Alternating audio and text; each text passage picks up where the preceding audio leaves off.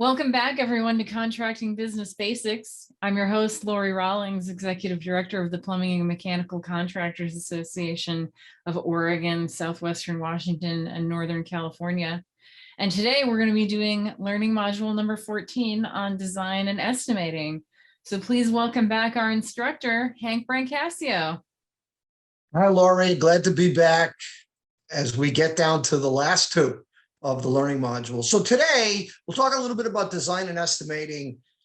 And I do want to say that we are not going to teach you how to estimate in this learning module, nor are we going to go into engineering design principles either. This is a 30,000-foot view of and geared for somebody who's running a mechanical contractor and the design and estimating side of things. And so maybe you don't have a technical background, maybe you're an accountant, maybe you're a project manager and you never did estimating and design, unlikely, but that's how we're going to go through this 30,000-foot view on design and estimating.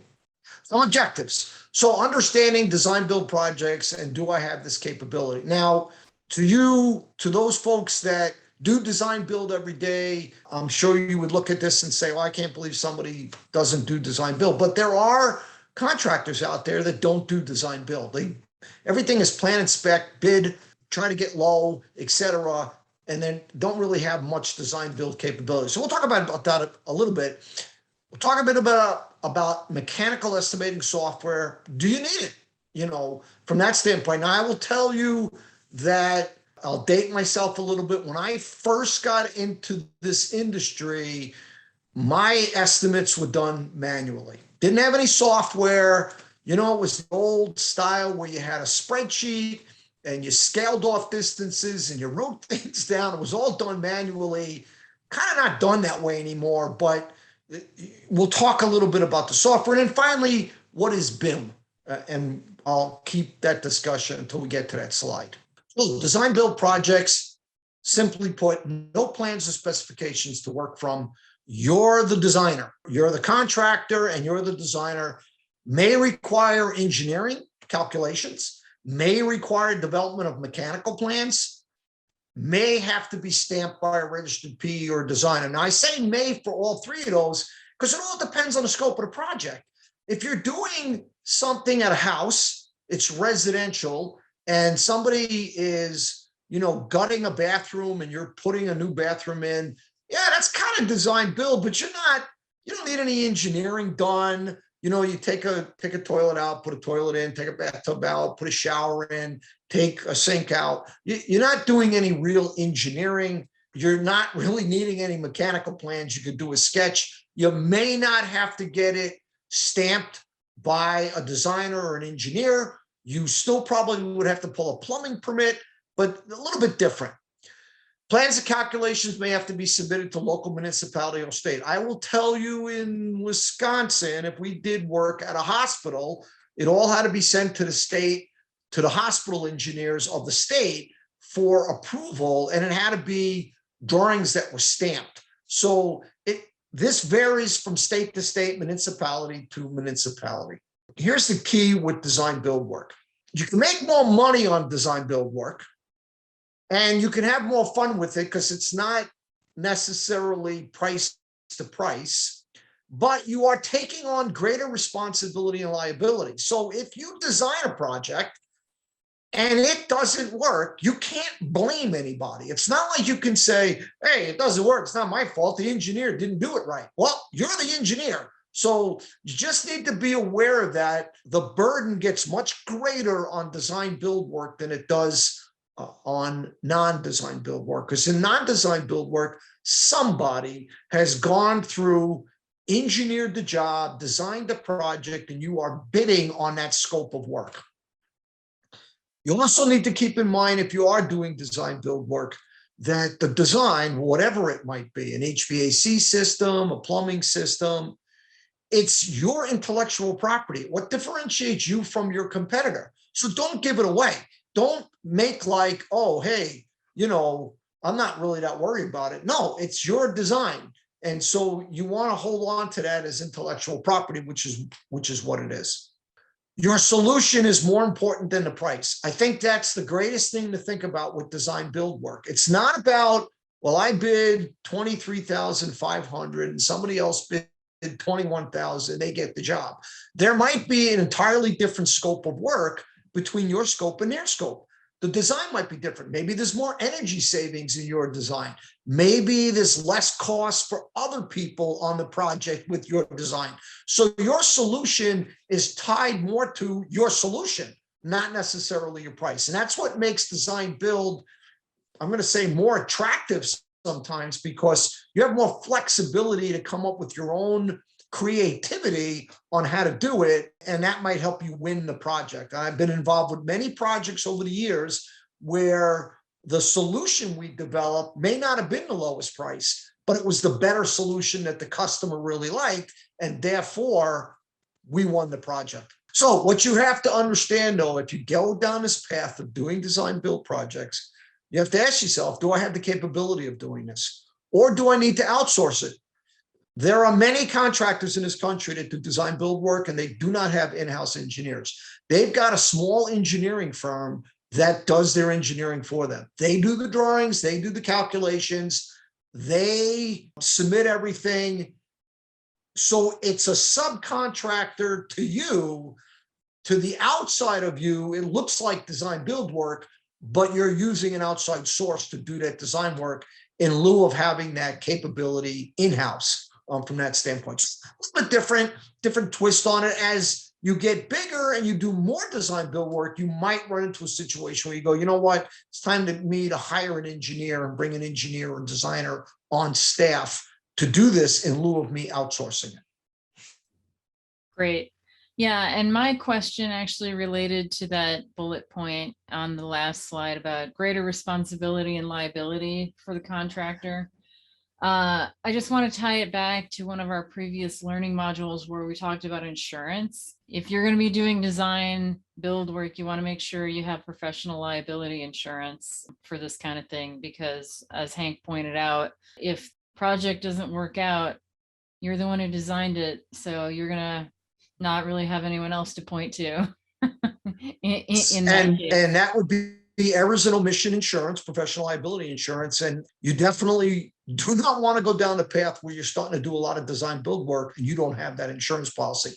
Because here's the deal. If you're running the business, and let's just say you've got, let's pick a number, 15 employees, you got an engineer working for you, not outsourced, in-house engineer, and they make a mistake and it costs you $50,000 to fix that mistake. That's why you have errors and omission insurance. Now, if you're outsourcing the engineering, that engineer you're outsourcing to, you want them to have errors and omission insurance so that if there is a mistake, they can fall back on that. Now, listen, I'm not the first person that says, oh, you should run to your insurance company and proclaim it every time there's a little mistake. We're not talking little mistake. We're talking big mistake here. We're talking, I designed it and I bought all the equipment and it doesn't work. I mean, I cannot heat the building. I cannot cool the building, whatever the case might be. Uh-oh, now it's going to cost me $50,000 or $100,000 to fix this. That's where that insurance policy comes into play. Design and estimating, again, 30,000 foot view. Estimating can be done manually and somewhere on a workshop. I will tell you, when I started at Johnson Controls, I estimated everything manually. We had no software, so it can be done. Estimated $1 million projects by hand. Very time consuming. It's hard to break estimates out. As I got into the mechanical world, solely the mechanical world, initially, we did it all manually. We really didn't have any software, so to speak. We had a spreadsheet. As time went on, that evolved into estimating software. Nowadays, you can have estimating software where you can trace the pipe, the ductwork, whatever, and it goes from giving you a mechanical takeoff right to your estimate. It's very sophisticated now. It's changing all the time. And so you definitely, this is one of those items where go talk to other people in the industry, find out what's out there, go to trade shows, see who and what is in the marketplace today. There's a handful of different companies that do this. It's expensive. This is not a $5,000 purchased item or $2,000 purchased item.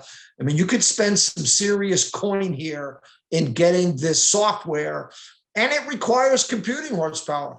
You're not buying some $500 computer and loading the software on it. It's not going to work that way. You're going to need something that has a little bit more horsepower on the computing side of things. So those are things you want to think about if you're going down that path.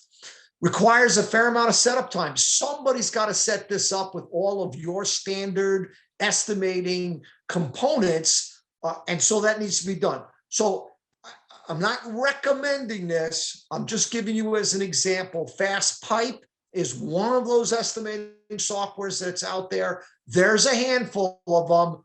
You need to go do your own research to see what works for you. What are you doing? How expansive can it be? Can you add more modules to it and do other things besides what you're starting off at as you grow your business? So some things to consider when it comes to estimating, and go have people come in and do demonstrations in your office. Don't just like, oh, I looked at it on the internet and this looks really cool and I'm going to buy that. Whoa, whoa, whoa. Don't do that. Make sure you kick the tires a little bit. You know, it's no different. You're going out and buying a new car. Most people, let me take the car for a test drive. I want to take the car for a test drive. You don't just like, oh, hey, yeah, it looks nice. It's red. I wanted a red car. I'll buy that car. You know, you've never driven it. You don't know what it can do, what it can't do. It's the same thing here. And you're going to spend easily, you could spend in instituting and purchasing and estimating software. You could spend a lot of money. $30,000, $40,000 is not off the rack possible. And we'll tell you this much, a lot of the software has gotten less expensive from years ago when it first came out, but those are the type of things you want to consider as you go down this path. Last item on this learning module is BIM, Building Information Modeling. So this is very common now compared to what it was 20 years ago. It was kind of a new thing 20 years ago. But now it's pretty common, and it's usually required on many large projects. It's creating a 3D view of mechanical systems. It also creates a 3D view of other systems in a building, like electrical systems in a building.